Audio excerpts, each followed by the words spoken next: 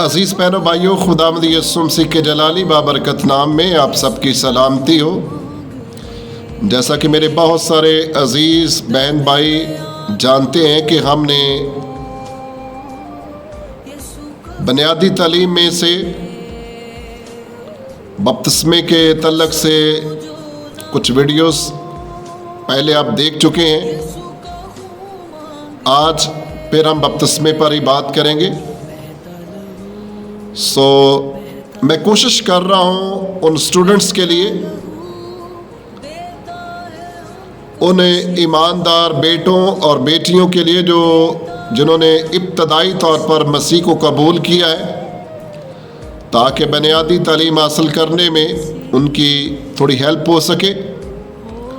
اور بیٹیوں، بہنوں بھائیوں، آپ کا بھی فرض ہے کہ آپ اس تعلیم کو سیکھنے کے بعد بالکل ٹھیک آپ نے دوسروں تک اس تعلیم کو پہنچانا ہے، ان کی رہنمائی کرنی ہے۔ کلام مقدس میں بہت سارے لوگوں کے نام سے بپتسموں کا ذکر ہے، اور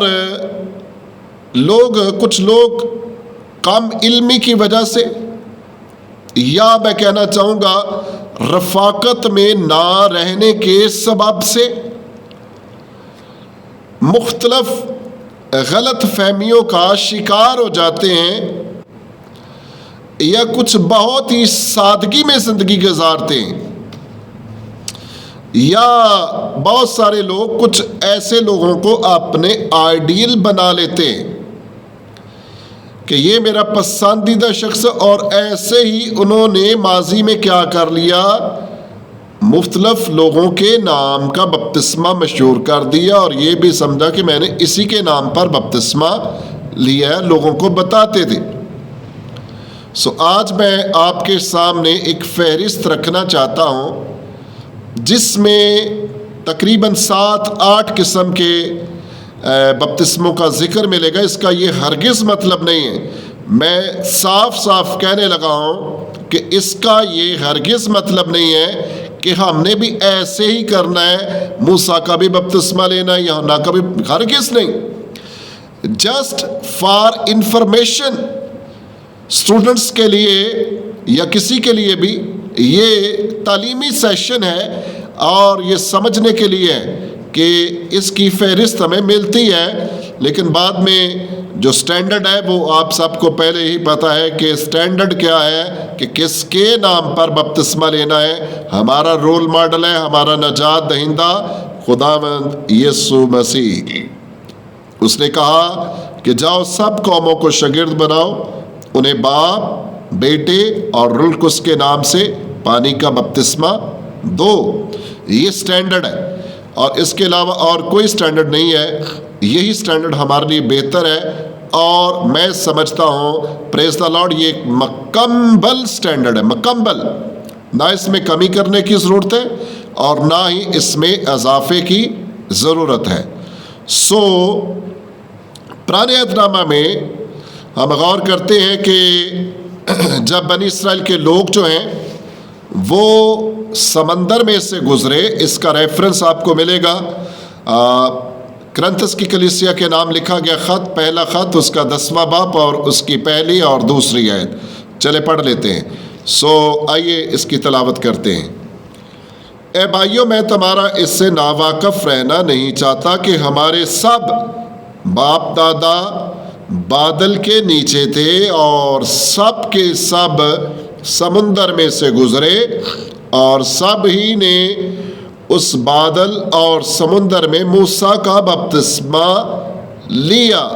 ان سب نے کس کا بپتسمہ لیا؟ موسیٰ کا بپتسمہ لیا۔ اب کوئی شخص یہ ریت نہیں پوری کر سکتا یا نہ کرنی چاہیے کہ میں نے بھی موسیٰ کے نام کا بپتسمہ، جسٹ انفارمیشن۔ موسیٰ کے نام کا بپتسمے کا ذکر ہمیں ملتا ہے، اور اسی طرح جب پالوس اپنے وزٹ کے دوران اعمال 19ویں باب میں اس کی آیت نمبر پہلی سے ہم شروع کر لیتے ہیں، اور جب پالوس کرنتھس میں تھا تو ایسا ہوا کہ پالوس اوپر کے علاقہ میں سے گزر کر افسس میں آیا اور کئی شاگردوں کو دیکھ کر ان سے کہا تم نے ایمان لاتے وقت رلقس پایا؟ انہوں نے اس سے کہا ہم نے تو سنا بھی نہیں کہ روح القدس نازل ہوا ہے۔ اس نے اس سے کہا پس تم نے کس کا بپتسمہ لیا؟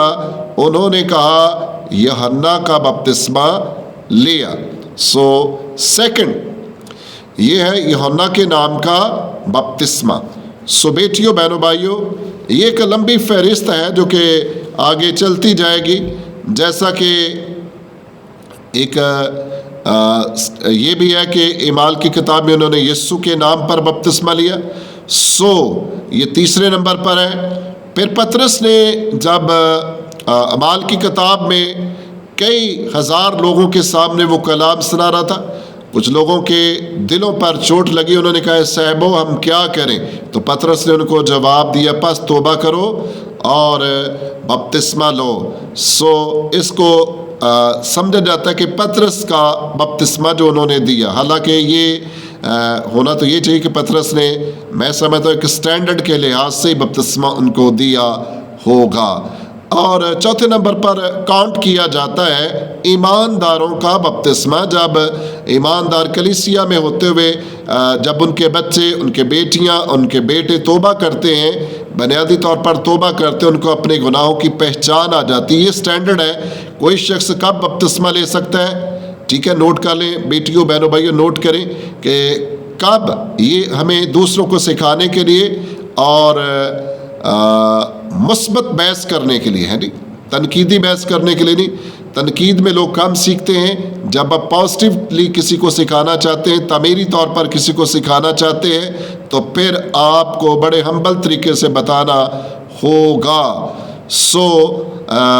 جب کوئی شخص اس قابل ہو جاتا ہے کہ وہ، اس کو پتہ چل جاتا ہے کہ اچھائی اور برائی، اور اس کو پتہ چل جاتا ہے کہ میں گناہ گار ہوں، جب وہ توبہ کرتے ہیں تو پھر اس کو کہا جاتا ہے ایمانداروں کا بپتسمہ۔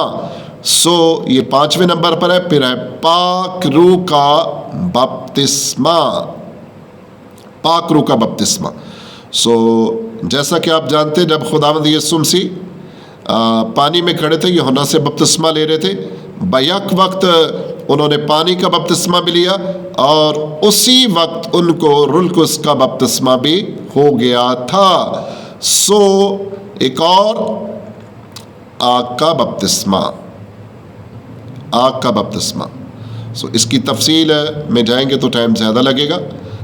پھر جیسا کہ اناجیل میں اس کا ذکر ملتا ہے کہ غالباً یعقوب اور یوحنا، جب اس کی والدہ آئی کہ وہ یسوع سے کہتی ہے کہ میں چاہتی ہوں میرا ایک بیٹا تیرے دائیں طرف اور دوسرا بائیں طرف بیٹھے، تو یسوع نے کہا تو نہیں جانتی تو کیا مانگتی ہے، کیا کہتی ہے؟ یہ میرا کام نہیں کسی کو دائیں بائیں بٹھانا، یہ باپ کا کام ہے۔ اور ساتھ ہی یسوع نے یہ بھی کہا کیا جو بپتسمہ میں لینے کو ہوں کیا تم لے سکتے ہو؟ پھر ہے کرنتھس کی کلیسیا میں کچھ لوگ، جو لوگ ایماندار بپتسمہ لیے بغیر مر جاتے تھے، ان کو شہید کر دیا جاتا تھا۔ سپوز آج کسی نے